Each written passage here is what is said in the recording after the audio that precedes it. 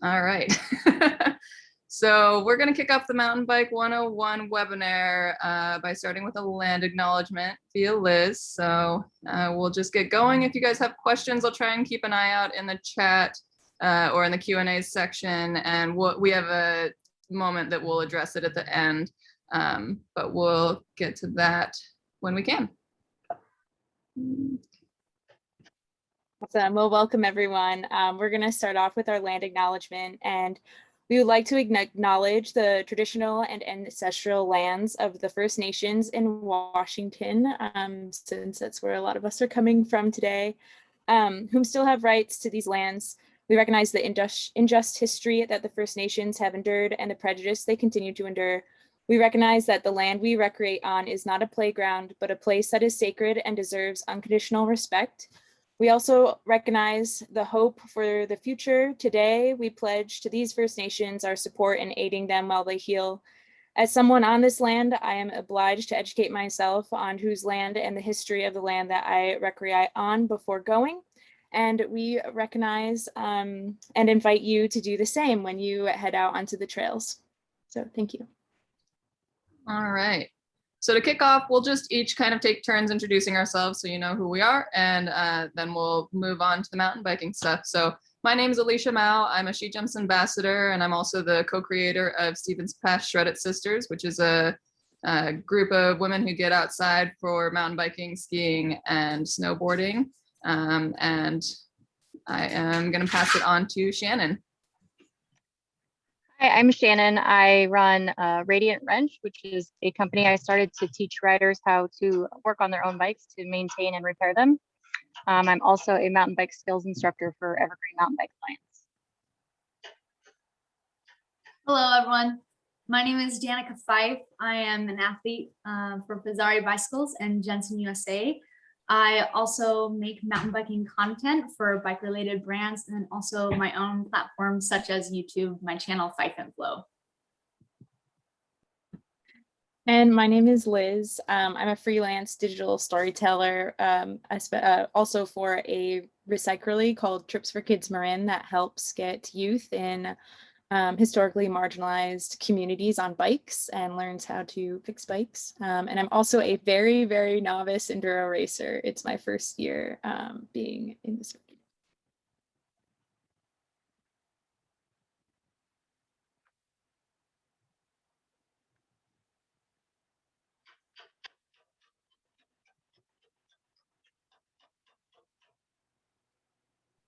All right, sorry, I always have to find the unmute button while I'm doing this. So just as an introduction for SheJumps, SheJumps is a nonprofit organization that focuses on getting women and girls in the outdoors because we believe in the connection between nature and play outside and the transformative effect that that can have on each person. We also like to remind people that we like to encourage people to get out safely. So to have a plan and make sure that you have safety precautions in place so that you can come back over and over again.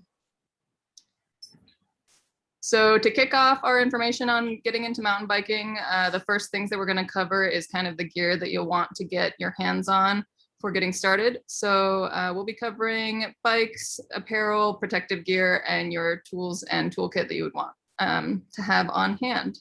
So we're going to kick it off here with bikes.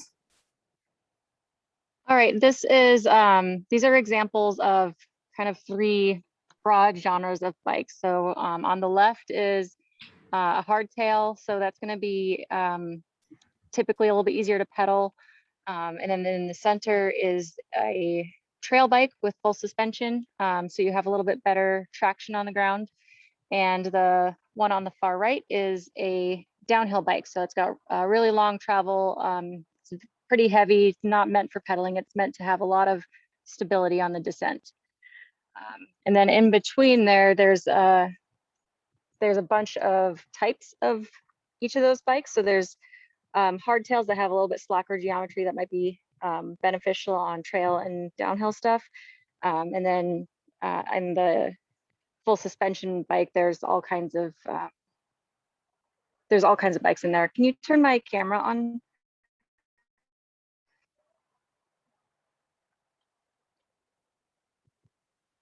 let's see, how to turn it around. So that's the bike you just saw. So I want you to look at the length of the suspension on the fork, and then the shock. Sorry, trying to see what I'm looking at here. And then like the whole geometry of the bike is just slacker and longer. And then over here, I have another full suspension bike that's it's a cross-country race bike. So you can see that the fork has a lot shorter travel, and it's a little bit steeper head tube angle. So it's just a little bit more aggressive and faster bike, but it might not be as much stability on the descent. So there's all kinds of options within that range of bikes. And then there's also more recently, electric mountain bikes are coming in pretty popular. So that's another thing to look out for if you want something that has some pedal assist to help you go farther or climb hills that might be a struggle otherwise. But you do have to be aware of what trails allow e-bikes. So you want to look ahead of time if you're riding an electric mountain bike to make sure that the trail that you're about to ride allows those bikes. Slacker means, so basically the opposite of steep. So if you look at the angle here between the fork and the frame, look at that angle compared to the angle of this one. I don't know if you can tell, but this one basically is steeper, a little bit more acute, and the black one is a little bit slacker. So that means on the black one, you have more control on the descent, like you wouldn't feel like you're over the front wheel as much. On the steeper one, you're able to get over the front wheel a little bit more, which makes you a little bit more aggressive in pedaling position, but probably loses some confidence on any technical descending. You ready for the slide to come back up? Yeah. Okay.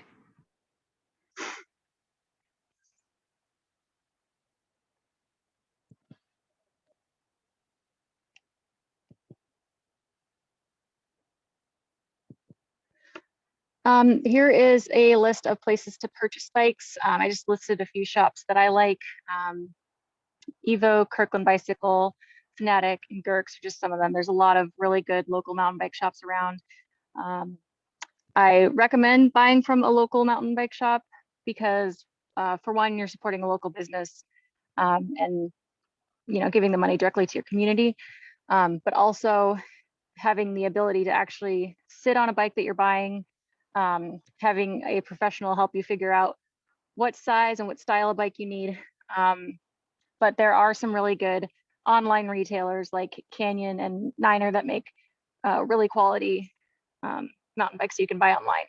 There's also a lot of not good mountain bikes you can buy online. So you definitely want to do your research, but just buy something off of Amazon. If you're buying used, there's a list here of different places that you can look. Pink Bike is a pretty popular one, and then Facebook Marketplace and PNW Bicycle Classified. Those are good places to look. Craigslist, and then rental fleet sales. I think that might be kind of hard right now with COVID. I don't think there was as many rental bikes, but usually shops go through like a rental fleet every year or two, and they sell them out at the end. So kind of a nice way to get a good deal on a bike. You do want to make sure that the bike that you're buying, if it's used, is not stolen.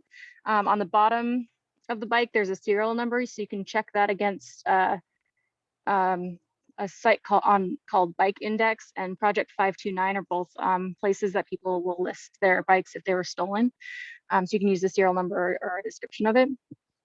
And then to make sure that you're getting a fair price on your used bike, go to Bicycle Blue Book. You can pick out the make, model, and year of the bike and get an idea of what the price should be and help you make an informed decision that way. Okay, and bike fit. So how to pick a bike that fits you. I think everything about a bike fit is so important, and there's so much that goes into it. So these are really just the bare bones basics. The most adjustable fit on the bike is going to be the saddle height, because you can move that seat up and down. So you can make any bike technically fit you by moving the seat post. So really, when you're shopping for a bike, what you need to look at is standover height. So when you're off of the pedals and off of the seat standing over the bike frame, you need to have some space between your crotch and the bike frame. And then reach and balance. So the red line is the reach. So that's the distance between from the seat to the handlebars. And the balance is the green line. So you can see, this is me. The green line is kind of shows you where my center of my body weight is. And that's right over the bottom bracket. So if you don't know what the bottom bracket is, it's the, yeah, it's that thing right there that Alicia's mouse is over. So you, on any bike, whenever you're riding with your body weight kind of over that bottom bracket, that's kind of your pivot point.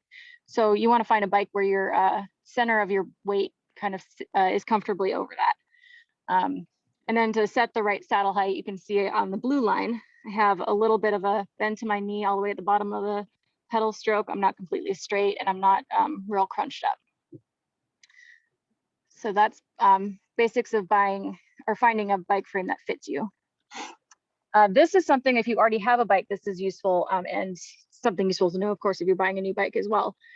You have a lot of adjustments on your handlebar to make these, to make it more comfortable and work better for you. So these components are generally set up for men who tend to have larger hands than women, and they don't usually get adjusted. So it's important to know what you can adjust to make it more comfortable for you. So on the left, you can see how my shoulders and elbows line up with my handlebars. I've cut these bars down a little bit to kind of match my body a little bit better, so I'm not extended too far out.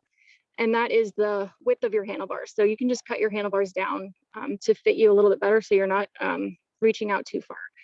This should be kind of a similar stance, like your neutral stance here should be kind of similar to a comfortable push-up. So you can kind of see that's sort of the shape that my body's doing, is sort of a push-up shape. So if you're extended too far out, you probably want to cut your bars down. You can also move your brake levers and shifters in and out, depending on your reach to them. So your hand should be like near the end of the handlebar, not hanging off the end, but near the end of the handlebar, and you should be able to comfortably reach the brake lever with one finger. And there's two things that are gonna make that happen. So moving the brake lever closer to the center of the bike or closer to the end of the handlebars, depending on what fits your hand. You also have adjustment on how close the brake lever is to your handlebar. Yeah, exactly. So you can make it, if you have shorter fingers, you can bring the brake lever in a little bit to make it easier to reach. So you have a lot more adjustment there than typically people are aware of. So I just want to make sure you know you can pretty much adjust everything on the handlebars to make it fit you. All right, and then the next probably biggest comfort point on the bike is going to be the saddle. Now, no matter what saddle you're on, if you're just starting riding a bike, you're going to have a little break-in period for your sit bones. So there's going to be a little bit of a bruised feeling for a while after a few rides. If you're getting any numbness or you feel like you're sitting on soft tissue, you're probably on the wrong saddle. If you look at the left photos, there's two on the left and another pair on the right. Those are men's versus women's saddles. The reason that I put these here is because besides being like different shapes, kind of, there's not much different. And I really don't, like, you shouldn't be sitting on your soft tissue anyway. So it being a man's or a woman's saddle, I think is all marketing. What you're really looking for is something that fits your sit bones better. So if you look at the drawings underneath, the drawing on the left is the sit bones are sitting on a saddle that's too narrow. So you can see that the pressure is actually in between the sit bones. And then in the middle, that's a good fit. So it's kind of lined up with the size of the saddle. And then on the right, it's the sit bones are on a saddle that's too large. And this is not typically how you end up on a saddle like this. You usually try to accommodate your sit bones try to make themselves fit on it. So you end up sliding towards the nose or sitting on it a little bit crooked. So it might actually feel like a too small of a saddle when it's actually too wide of a saddle, just because your body is having to accommodate for that. So on the right here, I have, this is how bike seats are measured. The saddle here is 155 millimeters. It's from the widest part of the saddle, so where your sit bones should be sitting.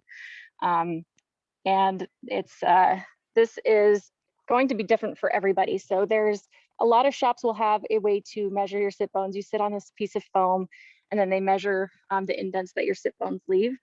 And this has nothing to do with your weight or anything. It's just about your skeleton and how your pelvis is shaped.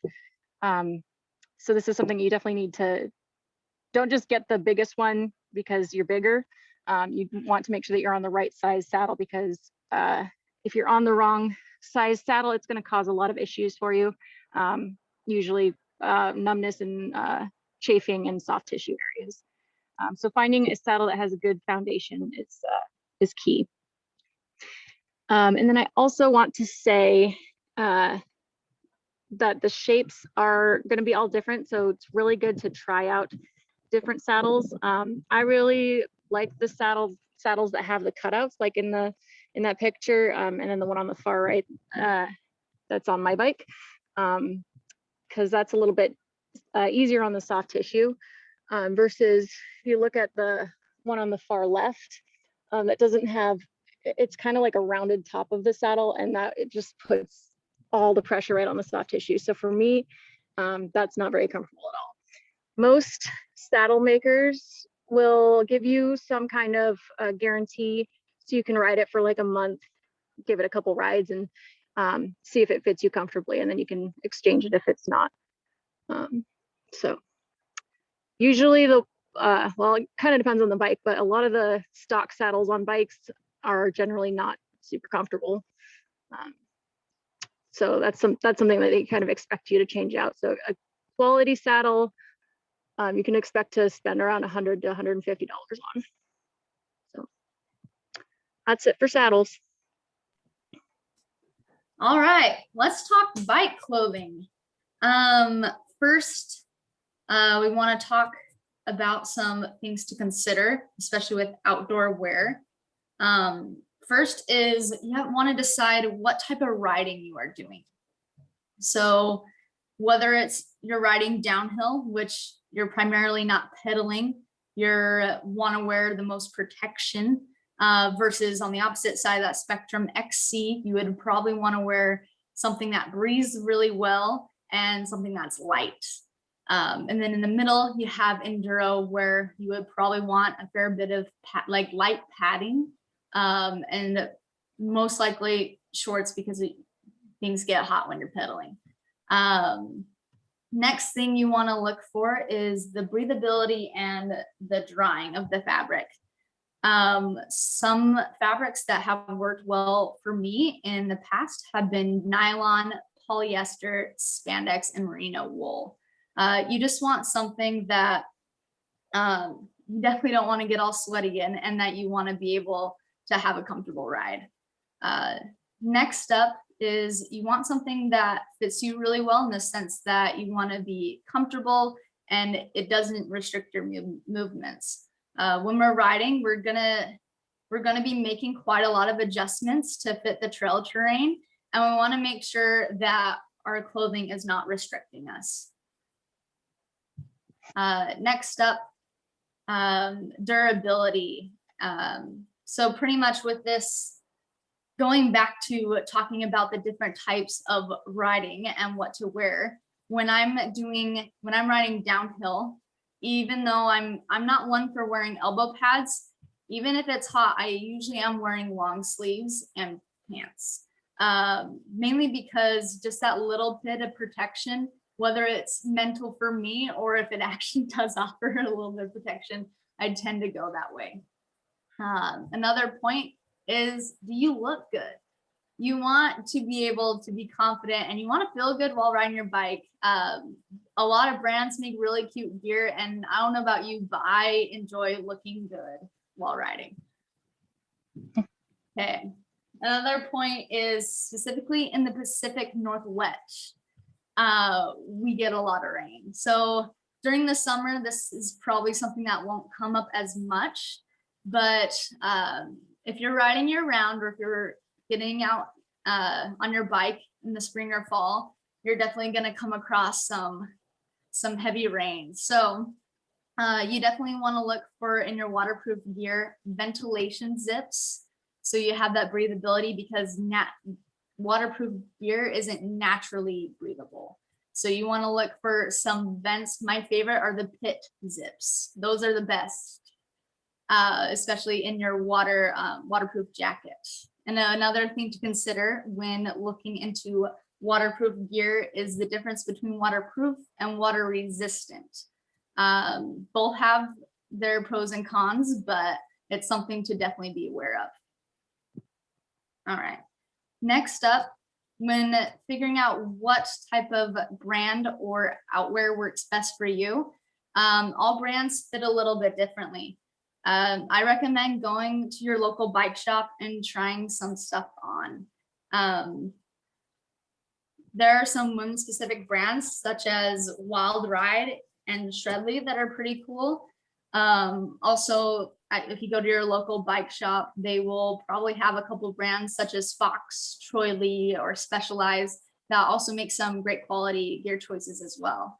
I just recommend going and trying some of these on and seeing what brand really fits you and makes you feel comfortable and makes you feel good. Next up, we have a hip pack or backpack. So the purpose of your pack is a couple things. So you want it to be able to carry your snacks, your hydration if you're not putting it on your bike itself, and your tools. I have both a hip pack and a backpack. I bring both depending on the type of riding that I'm doing. Just one thing that you want to be aware of is that it's secure. No one wants to be dropping into a jump trail and then all of a sudden your hip pack is a crotch pack. So you want to make sure that those tighten down and they fit you well. All right, last up, we got underlayers. So let's see. Yeah, so just with underlayers, a sports bra and chamois is pretty typical. Bibs are really similar to chamois, except it's like overall chamois. You have straps that go over your shoulders. For those that don't know what a chamois is, it is padded shorts. So it helps us out with combination with the saddle to have an enjoyable ride. And with each chamois, not every chamois was made equal. So make sure to try to find one that fits you well and that you're comfortable with. Yeah. Then last thing is shaping protection. I don't have too much experience with this, but every local bike shop has some type of chamois butter of some sort. And just as a shameless plug for SheJumps and Shredley, they actually just released a pair of, I believe it's shirts, socks, gloves, and shorts that are SheJumps specific designs. So feel free to go check those out. Oh, can I also add something about the chamois? I had a woman in one of my classes who's been riding bikes for a few years and she didn't know this. So I figure other people might not know this. You wear the chamois without underwear underneath. The chamois helps you to not have seams, so for friction points. So no underwear with your chamois. Awesome, thanks, Shannon. Okay, next up we have shoes and pedals. I first want to start off with a good pair of mountain biking shoes and pedals are the best first upgrade you can get to your bike. I would just like to put that out there. The combination of a mountain biking specific shoe and a pedal go a long way improving ride quality. And now for the biggest debate known to mountain biking is flats or clips.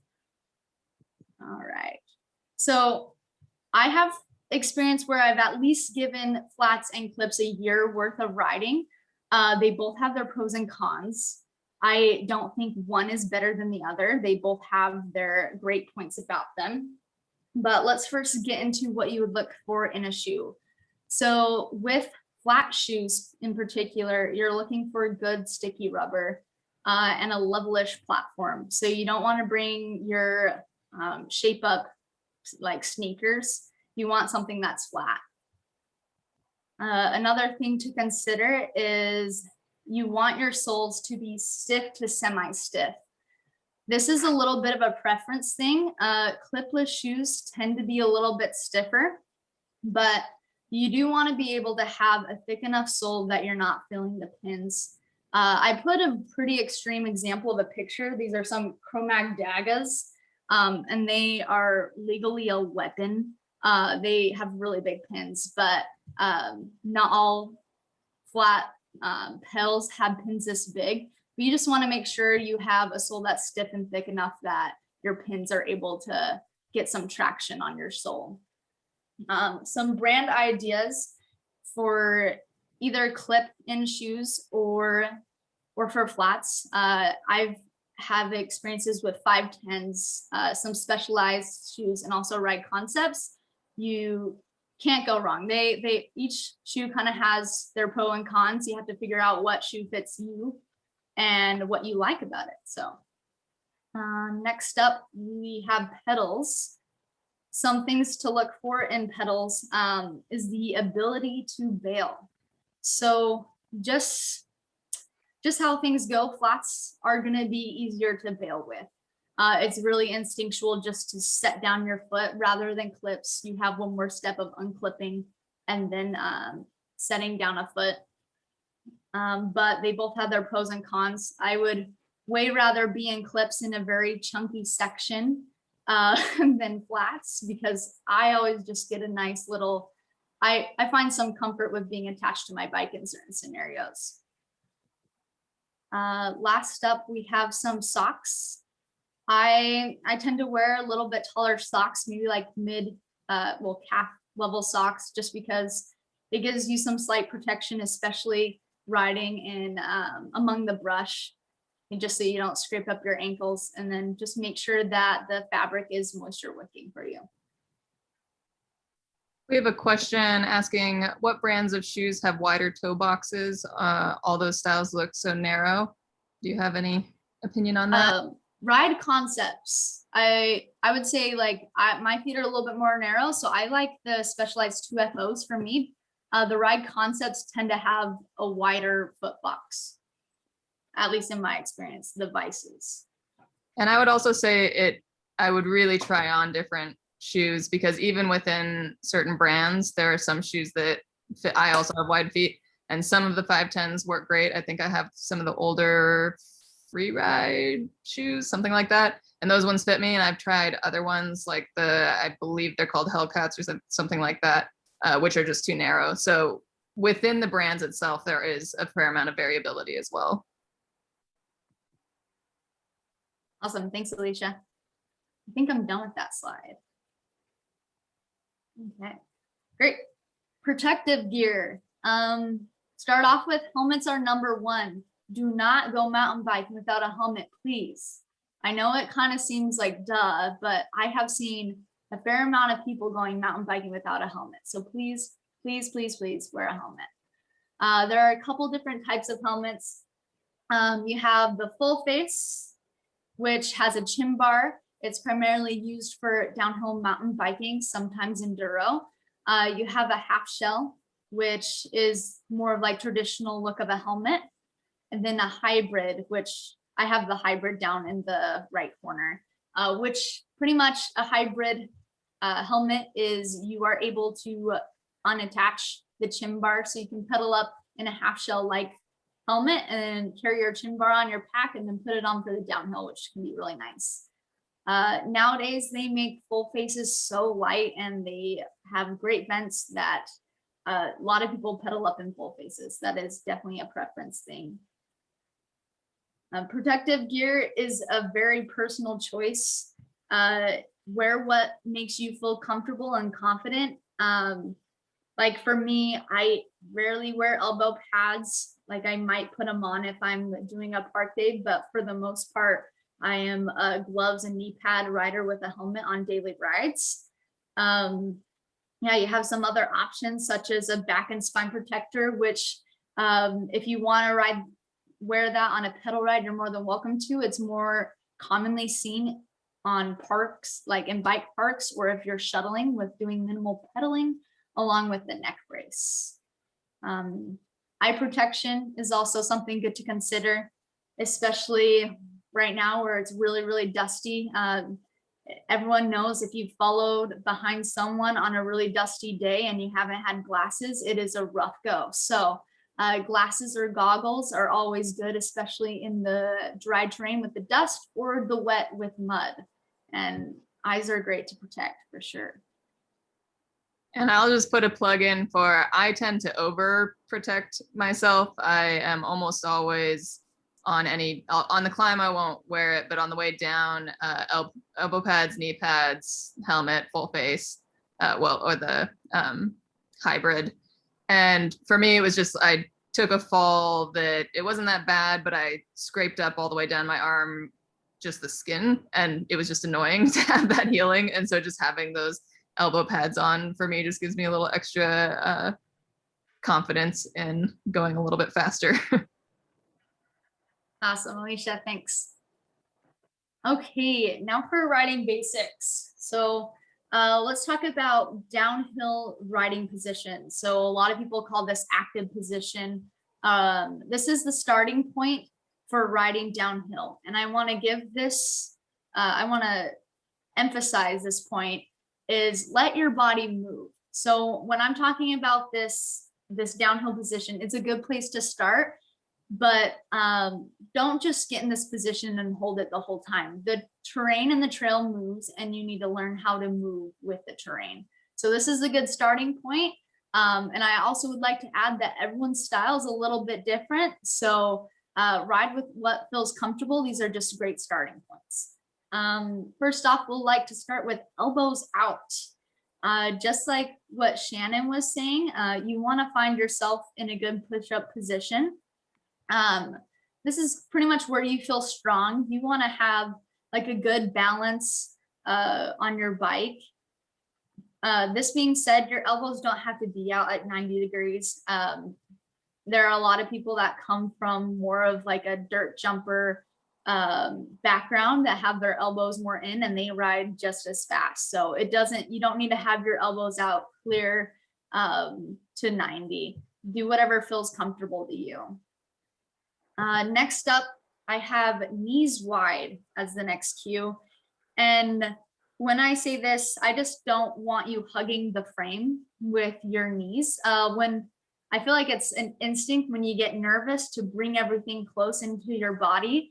But sadly, our instincts hurt us on this one. We want to be able to have our knees in a neutral position. They don't need to be bowing out. It's more like if you're squatting, you're not squatting with your knees buckling into each other. You're squatting with your knees facing out with a slight outward tilt, because that's where we're most powerful. Third point is heels dropped. So if you are riding flat pedals, you will very quickly know that this skill is essential for just keeping our feet on our bike. It is also really great for clipped-in riders because it is very useful for gaining traction in the rear wheel by putting weight on it. And this is a great technique for riding steeps. Another point I would like to bring up is eyesight. One thing that I always remind myself, and I physically often tell myself out loud on the trail, is look where you want to go. It's a crazy thing. Somehow our body follows our eyes. So wherever we're going, and I have had this situation before where you're not looking at the trail, but you're not really meaning to go there, but you always go where you're looking. So always look up, keep your head up, eyes up, and look through turns because that's where we want to go. Okay, next thing is foot position. So I could spend a long time here, but I won't. So this will be just a quick overview. When we're riding, we want to keep level weight, like in the pedals. So keeping our cranks horizontal to the, or I guess parallel to the trail below us. This is happening 90% of the time, where we're keeping our left and right foot have equal weight balanced. With our heels are being dropped during this time, except when we're purposely unweighting, such as we're bunny hopping, we're trying to get over a feature, or we're jumping. With foot pressure, we want to keep it level, like I said, most of the time, except in certain scenarios, mainly in corners. So when we're hitting a berm-like corner, such as something that you would find at a bike park where it's super supportive and it's pretty tall, we want to keep our weight equal in our pedals when we're hitting this corner, because we have a lot of support and we're going to be tilting us and the bike together as a whole and keeping our pedals level. When we encounter a slight bank, and when I mention slight bank, it is just a tiny bit of support, but not enough to fully ride and commit to. This is when we are going to have slightly more pressure on the outside foot or leg. This will pretty much cause whatever foot to slightly drop because you have a little bit more pressure. Next up, we have flat to off camber corners. This is when a lot to almost all of the pressure is on your outside foot when you're cornering. This is even when some people, if you'll notice in races, can take off their inside foot and place it near their front wheel and leaving all pressure on the outside foot.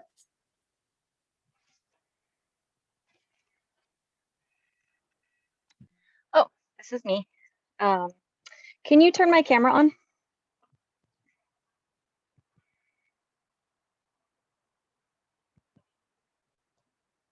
Okay, see if I can turn my camera around. Oh, here we go. Okay. Oh, here we go. Okay. All right. So this is my ride kit. I carry my stuff in a hip pack. That was mentioned earlier. I have like a neck issues, so having a backpack on my neck was not very comfortable. So I have this little hip pack. So should carry some way to inflate your tires. So I have a tiny pump and a CO2 cartridge as well. CO2 is good for tubeless because if your tire comes unseated, the CO2 can give enough volume of air fast enough to reseat that tire. And then, but cartridge you can run out of. So it's always good to have a pump as well because you only run out of energy for pumping. You won't run out of air. And then the spare tube, I keep mine in the box so you can see how kind of like beat up this box is. I don't want any of that to be damaging the actual spare inner tube. So I keep mine in my box. Patch kit for holes in the tube. And then I also have, because I do run tubeless, I have, this is a, let's see if I can open it. Hang on a sec. This is a tubeless patch kit. So there's like these little tar things that you stab into your tire where there's a hole and it'll kind of fill in that hole. So I've actually got to use that for the first time this weekend on Lolly. All right, and then tire levers, of course, that you can change your tube. And then this is a bicycle multi-tool.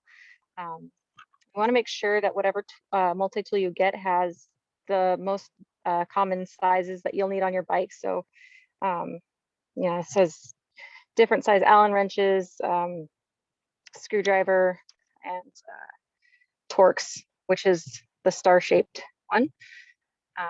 And then this one also has a chain breaker on it. That's what this weird thing is. So if you break your chain, you'll need to remove the link so you can put your master link on. And then you have your extra master links, which I keep in some master link pliers. These are not not necessary. I just like them.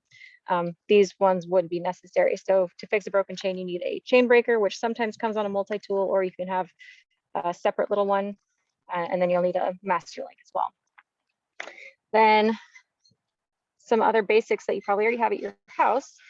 Zip ties have come in handy more times than I can count. I would say besides my multi-tool, I've used zip ties the most. So keeping a few zip ties in there, just in case something comes up, it's really good. I have a little thing of duct tape, and then on my air supply, I keep I wrap it with electric tape, so I always have electric tape too, which also come in handy quite often. Shannon, we've got a yes? question for when you said unseated tire. What did you mean by that? Oh, for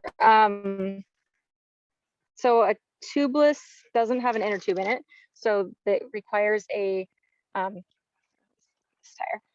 So it requires a good seal right here. So there's a bead of the tire, which is the inside of this, sits in the rim really closely to have like an airtight seal. If your tire pressure is low and you hit a hard bump, that can squish the tire enough to kind of open the side of it, and then you lose that airtight seal. In order to reseat it, you need a quick blast of air to pop it back in place. Okay, and then some optional things that are good to have. This is a derailleur hanger. I think everybody should have one of these with them at all times. This is specific to your bike frame. So there's a lot of different derailleur hangers out there, like hundreds of derailleur hangers. So get it before you need it, because there's a good chance that whatever shop you go to might not have it on hand, so you might have to order it. And if you don't have that, then you're out your bike until you can get one. So get it ahead of time. It's also pretty, it's kind of like a puzzle piece that fits in your bike. So if you learn how to do that, it's a pretty quick fix on the trail if you do bend or break your derailleur hanger. Let me show you on the bike what a derailleur hanger is. So this is the derailleur. That's your frame. The derailleur is, and that piece exists to bend or break so that you don't bend or break your derailleur or bike frame. So I think that's a pretty important thing. And then this is a, I carry this as well, a Leatherman style multi-tool. This is a Gerber brand. Needle nose pliers and little, needle nose pliers and little cutters there. So it's good to have some way to cut your zip tie, so you don't have like a big long plastic thing hanging off your bike. And then also a knife that's got smooth and serrated edges, and then the rest of it so far has just been bonus. I haven't needed, but those two things are really nice to have on hand. And then of course, you're gonna have some nutrition, first aid kit, and then I have an inhaler. So that's everything that goes in my ride kit, and that should all be listed on the PowerPoint. All right, I'm going to go back to sharing the PowerPoint.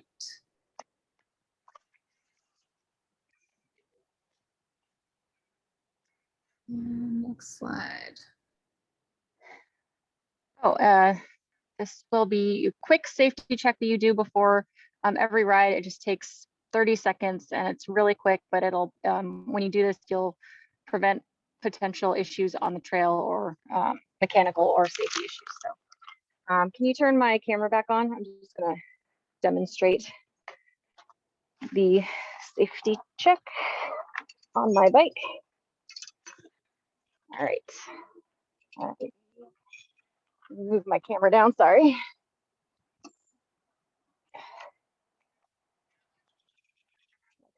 Kind of see me okay there? Okay, so A is for air. So I'm gonna check the air in my tires by grabbing the sidewall of the tire. Instead of the tread, I'm grabbing the sidewall because that's gonna have a little bit more give to it. Should feel like a right plumb. So that feels good. And then you also have air in your suspension. So just make sure that your suspension is functioning. B for brakes. Grab each brake independently. So I'm grabbing the rear right now and the front. And I'm going to spin each wheel to make sure there's no rubbing, to make sure that it spins freely. Okay, C is for crankset, drivetrain, kind of this whole thing. I'm going to you can see this. I'm grabbing the crank arms and do this kind of like lateral motion. The crank arm should spin this way. There shouldn't be any side to side motion. If there is, that means you probably have either a loose crank or possibly a bottom bracket bearing that needs to be replaced. Then spin your pedals backwards. If it spins smoothly like that, everything in your drivetrain is in good shape. If it kind of gets chunky and stops and doesn't spin freely, you probably have an issue with your derailleur. First test on that is to pick up the rear, pedal forward, make sure that your shifter and derailleur are in agreement into what gear they're in, and then pedal backwards again. That may have fixed the issue. If it didn't, then you might want to address your derailleur issue before you go on a ride. So that's ABC. Quick is for quick release. Make sure that your levers are pointed up and back and that they're nice and tight. The back one on my bike and some front ones on some bikes doesn't have a lever. So this is one that you'll have to check with a multi-tool. That's still really important to do because this is a bolt that's threaded in and they do like get jostled around quite a bit. So they have a tendency to kind of work their way out. So what I actually did on this one, I pulled my through axle out, used some sandpaper on the threads and put some Loctite on it and then tightened it. And that seems to have held it in place, but I still check it pretty frequently because you don't want that to work its way out and lose your wheel. Okay, and then headset check. So turning front wheel to the side, grabbing the front brake, which is usually on the left. And then I'm putting my hand at the base of the headset, rock the bike back and forth, make sure there's no knocking movement. Again, like the handlebars should turn this way, there should be no lateral movement. If you're not sure if you felt a knock or not, you can also check the headset spacers, see if they spin. If the headset spacers spin, then you're probably need to adjust your headset. Then this one's a really important safety one that often gets forgotten. But I've actually had a couple of wrecks from not checking this, so I always check it now. So put the front wheel between your knees, try to turn the handlebars, and they should stay in line. If the handlebars twist to the side when your tire is between your knees, it's good that you could catch that before you're on the trail going off of a drop and all of a sudden your handlebars are pointed one way and your tires pointed the other. To adjust that, these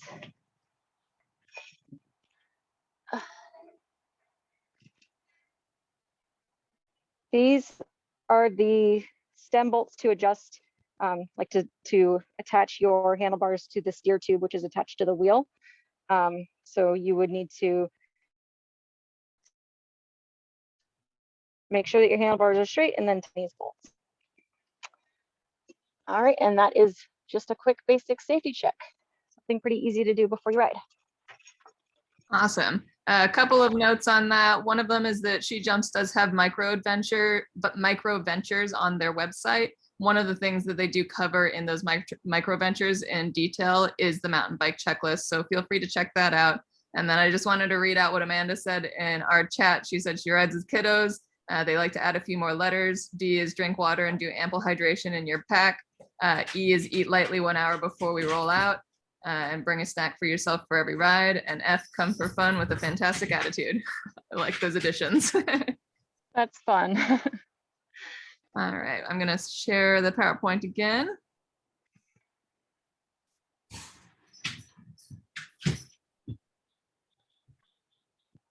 All right. All right, there is some general maintenance that you should expect with your bike. So the initial purchase of a bike is pretty substantial. It's a first barrier, but you also need to plan ahead for the maintenance that you'll need to do on your bike. Something that you can, of course, do at home by yourself is keeping your drivetrain clean and lubed. That will help lengthen the life of your chain and everything on your drivetrain. Keep an eye on brake pad wear. If you have disc brakes, which if you're buying any kind of modern mountain bike, it'll have disc brakes on it. The disc brake pads should be at least a dime thickness. You can usually just look through the caliper and see the brake pads. Brake bleeds are kind of dependent on how much you ride, but generally once a year, especially if you have dot fluid, like SRAM brakes have dot fluid. Those are hydroscopic, so they grab onto water and air, and the fluid itself can kind of expand. So you need to put fresh dot fluid in at least once a year. Chain wear, as you're riding, all the torque that you're putting on the chain can stretch it a little bit. If you wait too long, it's going to start wearing out your chainring and cassette, and you'll have to replace the whole drivetrain. So catching the chain when it's first starting to stretch is a good way to keep the rest of your bike running good. There are, every shop will have a way to check your chain length, and it's a convenient tool to have at home. It's just like a $10 tool. So once you get to 50% wear, you start keeping a closer eye on it, and then 75% wear is when you definitely need to change your chain. And that's generally what the tools that you'll find will show you those measurements. Tire wear, you want to have, can you turn my camera on again? Okay. Put my camera again, okay. So see my knobs here, really nice and crisp edges on them. They're really square. The more you ride, the rounder these get, and then you lose traction on the trail. It doesn't bite the trail as well. Like I have any more knobs, so I don't have an example of that, but making sure that they're always nice and square like that is that's basically what you're looking for tire wear. And usually the rear one will wear out faster than the front one. So actually you might be able to see a little bit on my rear one. It's a little bit rounder than the front. This is still a totally fine tire, but it's just kind of give you a little bit of a visual of what to look for. What's the next thing on the list, Alicia? We have, sorry. Okay. Bearing wear. Okay, thank you. So on a full suspension mountain bike, you have more bearings than on a hardtail. So these are all points where there's going to be bearings. So those, they do a lot of movement and they take up a lot of the impact from the trail. So they do wear out. That's also something that's about once a year, maybe once every 2 years. Usually need to change those out. To check, one way to check bearing wear is grab the seat post, and I'm just lifting up the rear wheel, setting it down. And if there's any kind of clunk, that's usually one of those bearings needs to be replaced. But usually if one's gone, then I just replace them all because they're all probably due. Sorry. You also have bearings anywhere that spins. So you have bearings in your bottom bracket, in your hubs, and in your headset. So those are all places to keep an eye on, just make sure that they're spinning freely, and replace as needed before they do more damage to your bike, and also improve your ride to have everything running smoothly. What's the next thing, Alicia? Suspension upkeep. Okay, this is an important one. It gets forgotten a lot. I've done a lot of suspension work, and I've seen stuff that has never been worked on before. And it definitely can cause issues with your riding. So air can service, which is this part, and fork lowers, which is this part, that's a 50-hour service. So every 50 hours of active riding, depends on how much you ride, but that's usually maybe twice a year for somebody who rides a lot. And that's just to keep your stanchions, which are these things, in good shape. So keeping these slick and not having them rubbing against dirt will keep them in good shape and lasting a long time. If you don't do that service and you end up with a lot of dirt in here, it ends up kind of like acting like sandpaper on this, which is going to wear down your suspension, and that's a very expensive replacement. So that, it depends on where you go to get it serviced, but that can be $30 to $60 service plus the seal kit. And then a full rebuild is something that should be done every year or two. It's a 200-hour service, depending on the manufacturer. That would be a full rebuild. So taking apart everything, getting rid of all of the oil, putting in new oil and seals and everything on the fork and the shock. And that's like, I want to say like $150 service. So right now, just looking at suspension service minus anything else on the bike, you're looking at $300 to $400. So just keep that in mind when you're buying a bike, that you do need to think about the maintenance as well, so you're not ending up buying expensive parts later because you didn't know to maintain them. Okay. Next thing is wheel true and tension. Okay. Pretty common thing on wheels. So this wheel is held together by these little spokes. Each spoke holds just a little bit of weight on every rotation. So like if I was sitting on the bike right now, these spokes would be under pressure. These ones would not be. So it's really important for all these spokes to have the same tension and also to be true side to side this way. So easy way to check that is, see if I can do this. Okay, I'm holding it with my chin, so I hope you'll be able to see what I'm doing. Okay, lifting up the front wheel. Okay, well, I'll just have to explain it. That was a nice attempt. So lift the wheel, spin it, and then put your finger, like brace your finger against something on the bike. And then as the wheel's spinning, the rim, if it's like coming in and hitting your thumb, that means it's out of true and needs to be adjusted. And cable and housing replacements.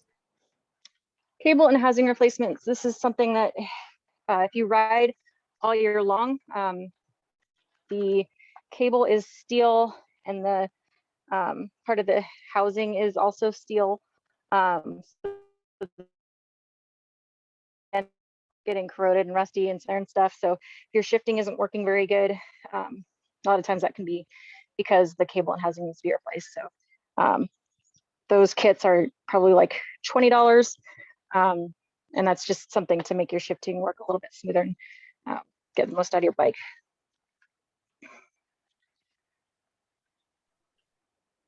I think that was the last thing on that list. Anything else, Okay. Shannon, on your end? I just think people need to maybe just think about maintenance before something happens. So schedule your maintenance, know what's been done to your bike. I have a friend who keeps a little journal of every time she's brought her bike into the shop, so she knows everything that's been done to it. Scheduling your service ahead of time so that you're not out your bike all of July because you waited until the last minute, and that's when shops are really busy. Doing your full tune-up stuff in the winter is great because that's when shops usually don't have as much of a backlog. All right, I can definitely say that if you plan ahead, it's going to save you a lot of time away from your bike because they do get very backlogged and it's very hard to get your bike in when everyone else is last minute trying to get theirs in too. All right, I'm going to pop the shared screen on. All right, so one of the things that you want to keep in mind anytime you're going into the outdoors is your 10 essentials. This is another thing that SheJumps has a micro venture that covers all of these items and has videos that goes through them as well. So if you want a little more detailed look at that, make sure to check that out on SheJumps webpage. But some of the things you want to consider, and these can kind of wax and wane depending on how far away from help or how many people are on the trails with you are out there. So you can kind of alter those depending on that. The further you get away, the more prepared you want to be to deal with problems yourself. But things like navigation, sun protection, insulation, lights, first aid supply, a way to create fire, repair kit and tools, nutrition, hydration, and emergency shelter. So some of these things, like I said, will kind of get larger or smaller the further out you're getting away, but you do want to keep these in mind regardless of how far you're getting out. Some of these are very essential, like the snacks and water and things like that.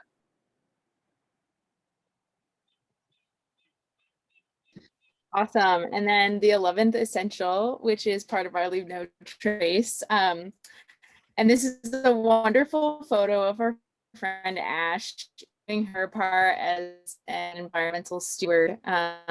So I apologize. I am in a van right now, so I hope my connectivity is pretty good. But we always want to make sure that when we're going out, we are having our Leave No Trace principles. And there's a few that are different for mountain biking outside of the 7. First is ride planning. So when you are headed out to a trail, you want to check the weather, especially if it's right after it's raining. If you are riding and it's super muddy, it can really destroy some of the trails. And you have really amazing organizations like the Evergreen Mountain Biking Alliance who put a lot of time and energy into building like awesome trails.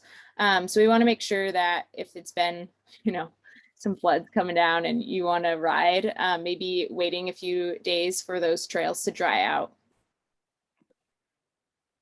Also checking for trail closures. We'll talk about this a little later on, but an awesome app to help you is Trail Forks, and they have a bunch of updates, or you can check in with your local bike shop. And as Shannon has wonderfully explained, bike maintenance is so important, not just for keeping your bike up to date and saving cost and not waiting last minute, but also for keeping our trails healthy. We ride in some pretty fragile and delicate ecosystems. So if you're, have broken bike parts or like a lot of oil coming off, that can be really harmful for the wildlife in the areas around, also causing falls and injuries. And then when you're on single track, make sure you stay on single track. So for those who don't know what single track means, it's just like more like a narrow bike path where you have a bike just going one way. And you might encounter some horseback riders, and they always have the first, oh gosh, I'm mind blanking. Right of way. Anyway, yeah, right of way. There we go. Horses and horseback riders have the right of way. So when you see a horseback rider, make sure you hop off the bike and let them walk around. And then hikers, and then mountain bikers. Well, wildlife are before mountain bikers also. Also, when you are on single track, make sure you're riding like straight through the water and mud and not veering off to the side, because that will continue to enlarge in the trail, and we want to be respectful of that delicate ecosystem. Awesome. And then pack it out. I don't know how you ladies are on the trail, but sometimes, emergency poops come along. So you want to come prepared for those and bring your Kula cloth. And whoever doesn't know about a Kula cloth, look it up. There's like this awesome pea cloth to help save with toilet paper. And you want to make sure that you're taking everything out with you. So those nice fanny packs or your backpacks that you ride with, like put everything in there. Keep a plastic bag for toilet paper if you do bring it on the trail, because there's so many people who use this, and we don't want to be riding past, trash. So that is the little spiel on the 11th essential.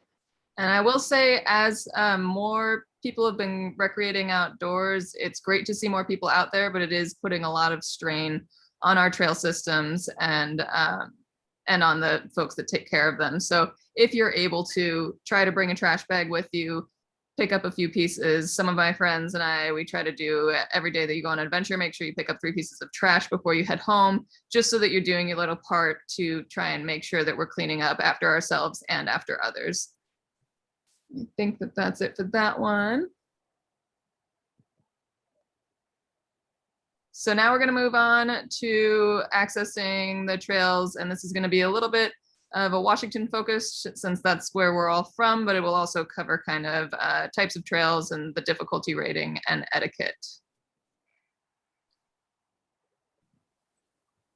Okay. Washington trails. All right. First, let's talk about some of our awesome navigation tools that we have. We have some things such as the Evergreen MTBA Trail Guide. We have Trail Forks, which is free for your local area, or you can pay to have like worldwide access to trails. You have All Trails and Native Land. So those are, I would say, I would probably get lost everywhere new if I didn't have Trail Forks. Having some type of navigation, whether it be a local or a map from the local bike shop of the trails, is really useful. We don't want to get lost. We just want to enjoy our great trails. So make sure before you head out on a ride to know where you're going, or at least have something useful to help you with navigation. Next up, we'll talk about the types of trails, especially in some of these places that we have in Washington. We have a lot of one-way trails. A lot of these are downhill only or climbing specific trails. You just want to make sure that when you're using your navigation apps or maps that you know which direction trails are. I know that Trail Forks has those specifically labeled out. You just want to make sure that you are not biking up the main jump line at Doofy. So you want to make sure that you know which direction the trails are going. They also have two-way trails, which is pretty self-explanatory. There are both going to be people descending and people ascending. You have to keep in mind that you yield to uphill traffic. Next, we have single track, which Liz touched on a little bit. Pretty much single track is a type of biking trail that you will have to get out of the way to let oncoming traffic pass, especially if it's a multi-use trail. Keep in mind that hikers and equestrians have the right of way, and that we give them the respectful space, especially on single track, because that can be pretty hard to pass on some of those. We have some awesome local spots here in Washington. I'm in Bellingham. So in Bellingham, we have Galbraith. I might be a little biased. I love Galbraith. It is so much fun. I've also been to a couple of these other local spots. Doofy is the place that you become a jumping master. It has so many great progression places where you can learn anything from drops to jumps to skinnies. And I think it also has a pump track as well. So I like to think of Doofy as a skill zone. Tiger Mountain also has some amazing trails, anything ranging from a green to a double black.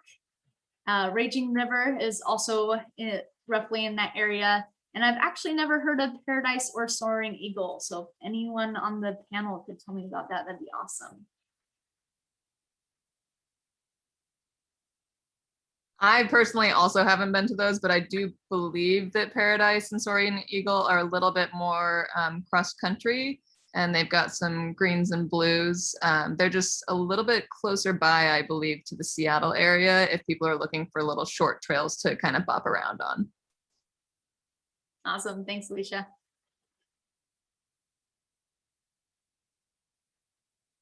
We also have some folks saying 360 Trails is a great local spot in Gig Harbor for those on the south end. And there's a smaller park, Swan Creek in Tacoma. And Port Gamble is great for beginner riders. I'd like to add to that in Bellingham, the Chuckanuts are also an amazing place to ride. And the next question from Jessica about what makes things certain levels, it leads in perfectly to this. Perfect. I got you, Jessica. Okay, so what to expect with greens, blues, blacks, and double blacks. So again, these ratings probably should come with most of your trail navigation apps or help. Let's start off with green. So with greens, you're not going to have a lot of elevation change. What I mean by that is you're not going to have these strenuous, quick pitch climbs, and you're not going to have these steep descents. It's going to be a little bit flatter, a little bit mellow, and for the most part, a smooth-ish surface. It's not going to be cement, but it's gonna be smoothish. Next up, blue. Here you're gonna start to see some obstacles such as roots and rocks. You're gonna have a little bit more of elevation changes happening.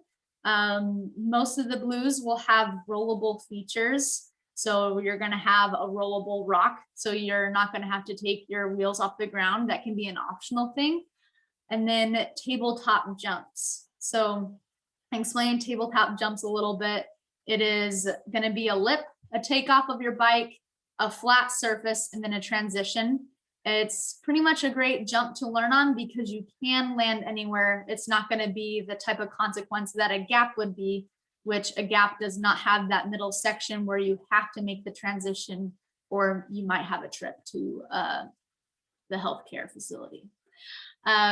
Next up, we have black. With black trails, you should expect to see some steeper sections, whether it be climbing or descending. On the downhill trails, you should expect to see some small gaps or bigger tables. If it's a jump line, if it's more of a technical trail, you might see some drops or technical rock sections. Around the black level, you might see some go around options, which are nice if you don't want to do a feature, but not all trails have go arounds.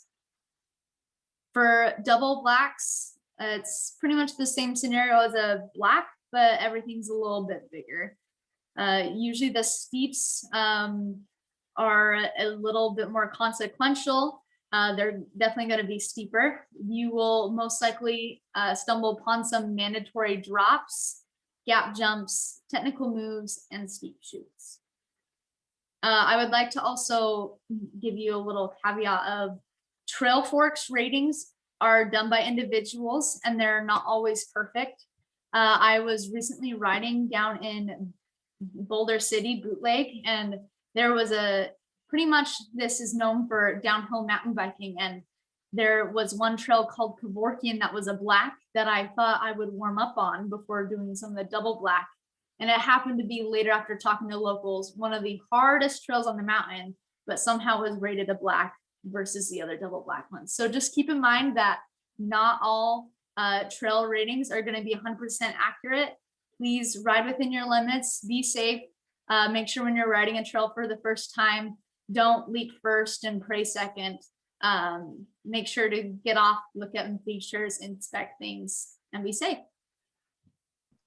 I'll also second the fact that the different areas, especially even just like Eastern Washington versus Western Washington, have a bit differences between their ratings. So what may feel like a blue in one area might actually feel like a black to others. That I think it depends on both the area and also your comfort level, because certain things can turn up the difficulty. Like Eastern Washington is going to be drier dirt and you may get a little bit less traction there, whereas Western Washington can be more wet and slippery with rooty type of stuff. But there's definitely a difference in the areas between how they rate their blues and blacks, especially.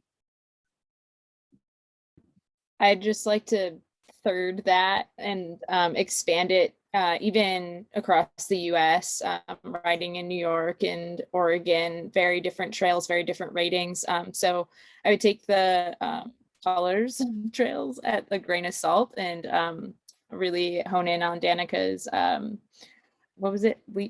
Don't leap and then pray. I forget what that was, but yeah, I would definitely remember that on the trail.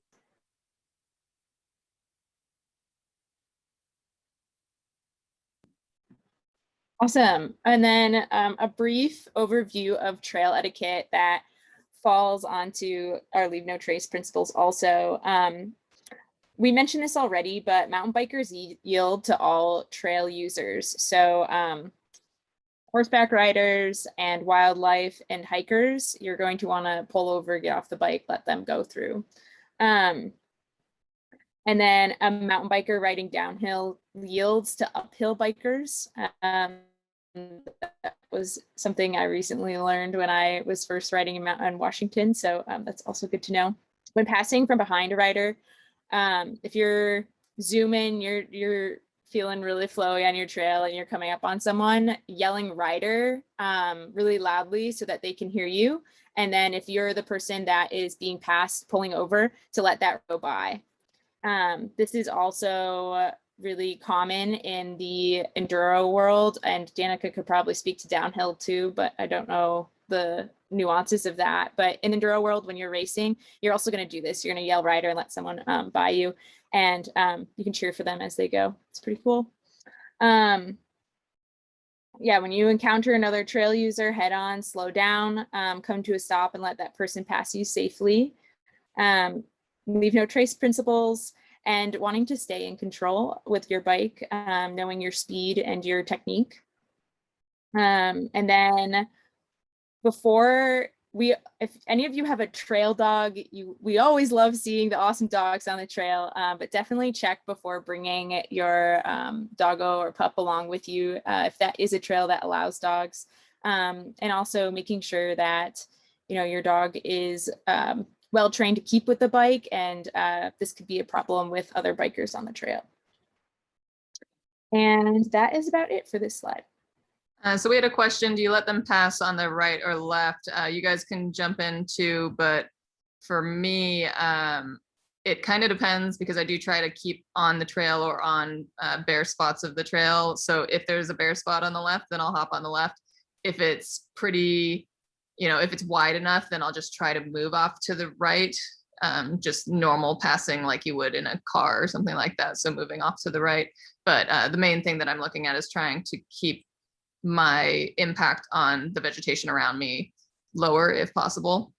Does anyone else feel differently about that? I just think you should pass or get over when it's safe. It depends on the trail, because there are some situations where you can't get out of the way. You have a lot of exposure on one end, and then you have maybe a lot of a hillside on the other. So sometimes you just have to let the rider ride behind you for a bit until you can step off safely. Mm-hmm. And when I just want to add one more thing on the trail etiquette, there are also trails that, especially in Washington, that we ride on that have motorbikes. So just knowing that motorbikes are also on the trails is really good to know. I know like around Bremerton, Green Mountain also has a motorbike trails with mountain bikes, but you hear them coming up. So, but with those, we don't fly down the mountain just in case. And I would also just like to put in a point about being a good steward for mountain biking. So it goes a long way being friendly on the trails. Even just a little hello as you pass or have a good ride makes a big difference for making sure that everyone stays in a good mood and still likes having mountain bikes out on some multi-use trails. The other thing is letting other people who might not know the rules, letting them know in a very polite way. So don't go in there and be like, oh, you should have done it this way. But some people just aren't aware. So coming into it with, a friendly, oh, by the way, did you know that this is a one way or something like that? Just letting them know so that you can try to help educate in a friendly manner people who might not be aware. I think I remember one of the times I was getting ready to drop into Lower Predator, and some hikers started walking down it. And we were like, that's a trail that's not really safe to be walking down, and it is a no hiking trail because it's not a safe area. People are flying down in that area, and it's not somewhere that you can stop easily while you're going downhill. So making sure that, people are aware, but doing it in a friendly way. Okay, so let's see. So we're just going to cover some of the things that you have at your fingertips. This is all, unfortunately, mostly Washington focused, so sorry to anyone who's coming to us from elsewhere. But for Washington areas, places that have intro courses, especially for women's intro courses, because it does tend to sometimes make a difference being able to learn with women. SheJumps obviously likes to try and make available courses as much as possible. Things have been a little bit off because of COVID stuff, but hopefully we'll see those coming back in with some group rides and classes and such. Evergreen Mountain Bike Alliance is definitely a place that provides intro lessons for both kids and adults. Mermaid, or also Girls with Grit, that's all run by Shannon Leigh. She teaches mountain biking from each level and also has some advanced classes available. Sweet Lines by Cat Sweet has some courses, as well as what is called, I'll get to it later, but it's the Sugar Showdown, which is lessons getting into mountain biking and or competing. And she actually runs courses that are very focused on getting young kids into mountain biking as well as competing. So there's a bunch of little tykes running around riding way better than I ever will with her group. And then Fluid Ride similarly has some women's, I think I've seen women's 101s or fundamentals, as well as women's air classes made available. Does anyone have anything else that, whoops, wrong way, to add to intro courses, places that you can take them? All good, cool. And then finding community is a really great way to get into mountain biking and feeling comfortable doing it. There are a lot of different either Facebook groups or just local groups who have women's rides. You can get out with people who are riding at similar levels to you, or people who are willing to ride with you at different levels and who will be patient with wherever you're coming from. It makes a really big difference having those people to ride with and not feeling like you're always, you know, chasing after someone who's going 100 miles an hour and you're like, I'm still learning. So some of the options, SheJumps regional Facebook pages is a place that you can post if you're looking for people to ride. And I think as things open back up, we'll also maybe see some group rides offered there from some of the volunteers. Evergreen Crank Sisters is available on Facebook, and I think they have a website where they also post regularly led mountain bike rides for different trails as well as different experience levels. Stevens Pass Shredded Sisters is the one that my friend Ashley and I created a few years back. Originally, it was supposed to be at Stevens Pass, and then they didn't open the bike park during the summer. So we've kind of expanded when it's not wintertime and we're skiing or snowboarding up there. We've expanded it to riding trails around Washington. And we generally have one per month where we go to Duthie, just because it's an easy place for lots of people of different skill levels to find something that they like. And then other members can also lead rides on specific trails. Sisters in Action Sports and the Misfits are also different groups who tend to have group rides or events. And then the competitions that are women's specific, or competitions or events, SheJumps usually has a Get the Girls Out event in the summer. Unfortunately, we can't throw one this year with all the restrictions, but hopefully that'll come back soon, because that is a really fun event where you get out there with a whole bunch of gals. That's actually how I met Danica. She was my guide for small group rides, but you just get out with a bunch of ladies who want to shred together and get after it. So that's a really good time. Sturdy Dirty Enduro is a women's only enduro race, and it's kind of a party is what I hear. This is my first year doing it, but other people who have done it before can talk more about that. And then Sugar Showdown is, like I said, Cat Sweet with Sweet Lines puts this on, where it's one day of learning your skills and one day of competing or mock competing to practice getting into that. Does anyone have anything to add to those? Yeah. Oh, sorry. You go, Liz. Oh, okay, I'm going. Okay. All right. So for local organizations, I know in Bellingham we have a few. Shifting Gears is one where I believe it's just general getting outside, some outdoor activities. We also have Joy Riders, which is a women's mountain biking group, as well as Queens of Dirt, which is awesome. Also, to add to the Sturdy Dirty Enduro, that I did that one, I believe, 2 years ago, and it was definitely a party. I will give a warning that there is definitely alcohol at the top, and most people will do a shot dropping into stages. I wasn't one of them, but it is more of a party than a race. If you're looking for like dipping your toes and experiencing racing, I definitely recommend a Sturdy Dirty, just because it doesn't quite have that competitive feeling to it. It's more like riding with friends with results at the end. So if you're looking forward to an introduction before going full race mode, that would be a good race to start. I would also like to add the Cascadia Dirt Cup is a pretty, I've been riding for a year and I entered into the Cascadia Dirt Cup circuit this year, and they have a light version for anyone who's been riding for maybe a couple months and feel really comfortable on the bike. It's half of what the full circuit is for different categories like sport.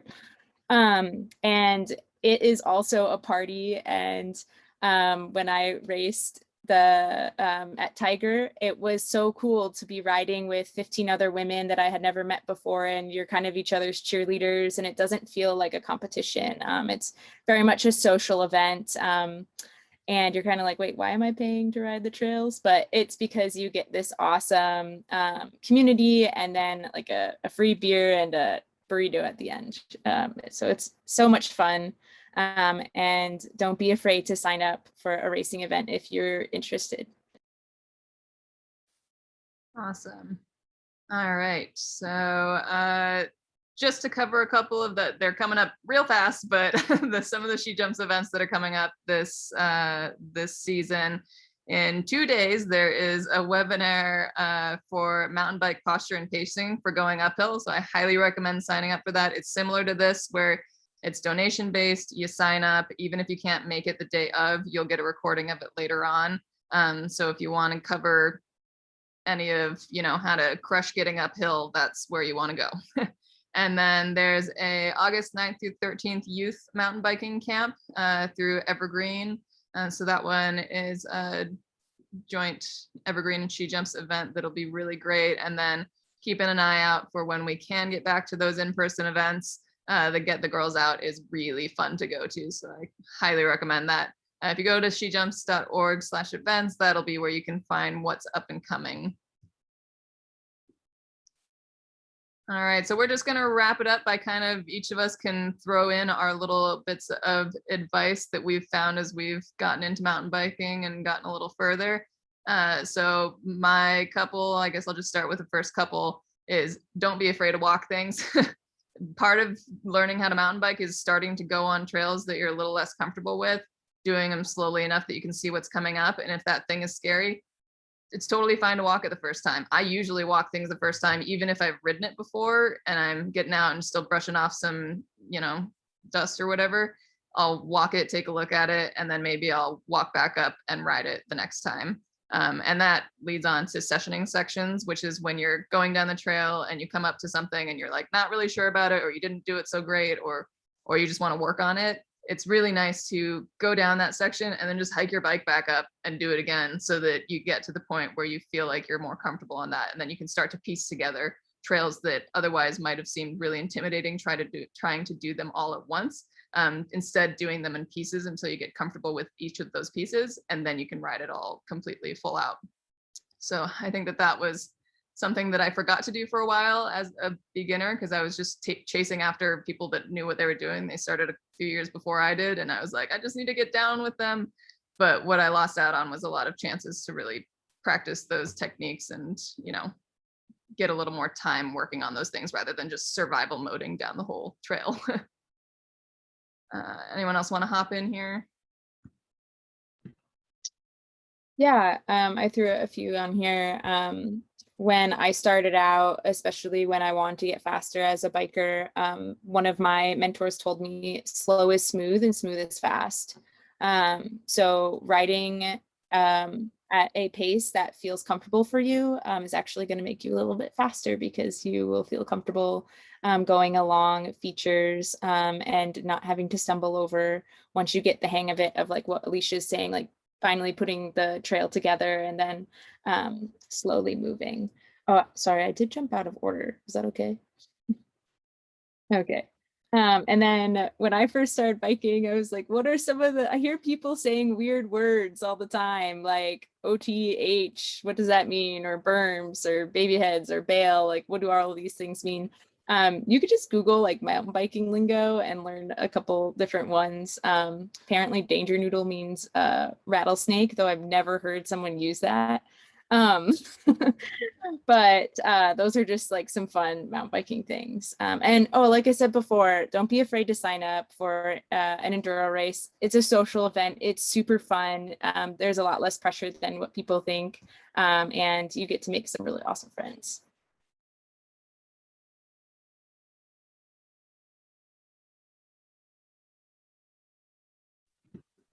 So my advice is don't forget to have fun.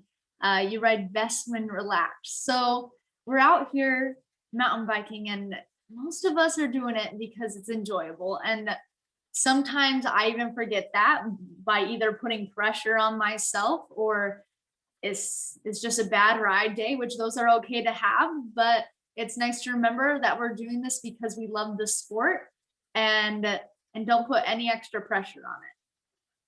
Next little advice I have is be patient with your skills, with yourself. Skills take a lot of time to learn.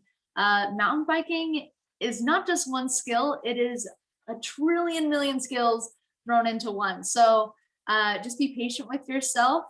Everyone learns at a different pace and everyone also has their own talents and things that they're better at than others. So just be patient with the learning process and the skills will come. I'd also like to add one more thing is that there's no set blueprint for your mountain biking progress, but also what a mountain biker looks like. So you don't need to have like the best Shredly shorts or like the best gear. If you have your Vans and, you know, an old jersey, start there and get out. And yeah, there's no blueprint to what a mountain biker looks like. Yeah, I definitely second that. I mean, when I first started mountain biking, I was in like shorty shorts over some Amazon chamois and my tennis shoes on a borrowed bike that was a hardtail. But it still allowed me to get out on the trails and learn a lot, especially on a hardtail because it doesn't have as much forgiveness as a full suspension does. So get out with what you can and just focus on having fun and take the time to work on some technique. I think the biggest thing that I forgot as an adult is how much of a difference it makes to actually have some lessons and get a little bit of actual proper technique going early on, because then you don't develop as many bad habits. To start, I forgot to do that. So I did about a year before I got any lessons and I did develop some bad habits. And now I am currently fighting all of those bad habits and trying to break back out of those. So keep that in mind, that if you're able to, try to get out and take a lesson. If you're not able to, try to get out and ride with some people who would be willing to give you some tips on proper form and technique and all that kind of stuff. All right, anyone else have any more advice nuggets they want to add? All good? All right. Okay, so I think we kind of answered questions throughout, but I'm going to take a look in the chat and just make sure that we didn't forget any. If you have any questions that you thought of, feel free to throw them into the chat or the Q&A section and we'll cover them. I'll just give you a few minutes to throw out what they need to, if you didn't get a chance to throw anything out there yet. Yes, the video will be emailed to everyone by the end of this. I'll stop the recording and it'll save, and I'll shoot out an email that has the video in it. Probably tomorrow, within the week, I promise, but I work the next 3 days. So for how to get lessons, it's going to those different groups that the intro courses or the finding community areas. You can definitely go to their different websites and they'll have ways to sign up for intro lessons. I think how to become an ambassador. I'm not sure if you're talking about SheJumps, it's an application process, but I'm not sure if you're talking about something else. But definitely just getting out and volunteering too. I think that's all the questions that I saw so far. I'll give it another minute or two for people to hop in there. And then in the meantime, just to cover, if anyone has any questions, they're welcome to contact any of us. we're happy to answer anything that you think of later on or that you didn't want to ask during the webinar. So we just listed our contact information at the bottom here. But I think that that's about it. Does anyone else have anything that they would, oh, we've got, what's the average cost of lessons and length of lessons for beginners? Does anyone have an estimate on that? I'm not completely sure. I think the length is usually around 2 hours, but it definitely varies organization to organization. Does anyone else have any guess? I know there's a group called Radical Roots in Bellingham. I don't know the cost. It kind of depends on if it's like a big group thing. I know they host groups from 5 to 10, or also they do private lessons or small groups. That would be something that you could probably find on their website. It's Radical Roots. You could probably Google it, or also they have an Instagram. Yeah, I think it's really going to vary because they do try to offer different amounts. You know, some of them are like you sign up for 3 days in a row, or you just sign up for a few hours, or you sign up for half a day. So there's such a wide variety of options. It's just kind of helpful to go take a look at what each of those companies offers. But all of the Evergreen Mountain Bike and Fluid Ride and Sweet Lines and all those people have websites where you can go and take a look at what kind of things that they offer and the prices. All right. I think that that's it. So if anyone has any last second questions that they didn't get in time, feel free to shoot me an email or send any of us questions. But thanks for joining us, and appreciate the panelists for making it out here and helping me out with this. All right, everyone. I am going to sign on out. Thank you all while I figure out how to do this.